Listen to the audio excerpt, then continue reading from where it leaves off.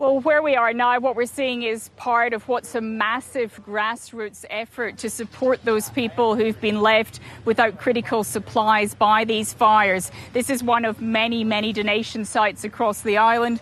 You can see lots and lots of water, and in fact, water on some parts of the island is unsafe to drink if there is indeed running water. Food, of course, toiletries, even some mattresses here. Now, this particular lot of goods will be boated into Lahaina, which is just up the coast here, and those kind of runs are being made every day. There are also trucks who are allowed on the main road into Lahaina to take in supplies.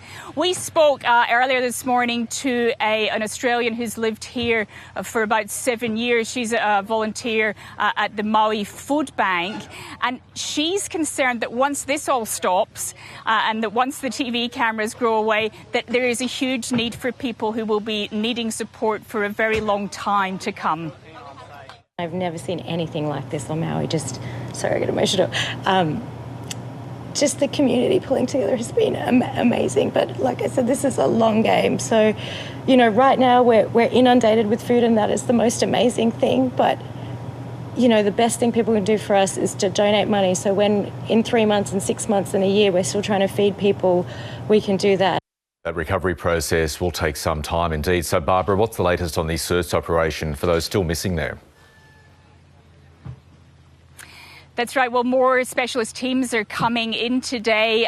We heard a pretty sobering statistic from authorities that by the close of yesterday, only 3% of the worst affected area had been searched. So that gives you an indication of just how much this death toll could possibly rise. We also have more National Guard going in, and that's because authorities are really concerned about people accessing the heart of Lahaina, where there may well be, in fact, almost certainly still are human remains. So National Guard helping out with that. At the same time, a growing sense of anger and frustration here. An investigation has now been launched into why it appears that none of Maui's warning systems went off. Those are tested monthly, but apparently they didn't go off.